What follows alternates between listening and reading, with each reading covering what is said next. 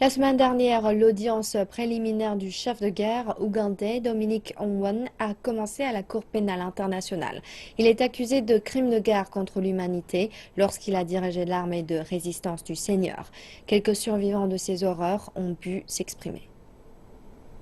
Ils attendent beaucoup de ce procès, les survivants de l'ARS.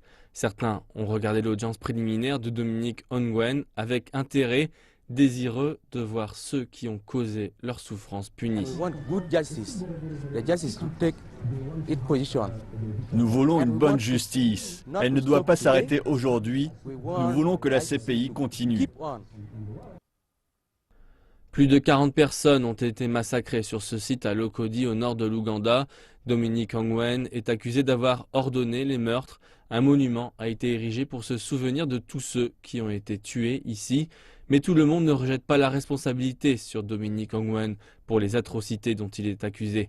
Ongwen a été enlevé alors qu'il n'était qu'un enfant et a été élevé dans les rangs de l'ARS.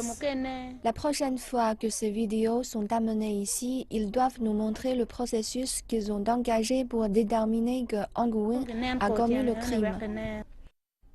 Dominic Ongwen, un haut commandant de l'ARS, fait face à 70 chefs de crimes de guerre et de crimes contre l'humanité. Les militants appellent maintenant à l'urgence dans le procès. J'espère que le processus va s'accélérer, sinon combien de victimes mourront ou perdront la foi dans le processus.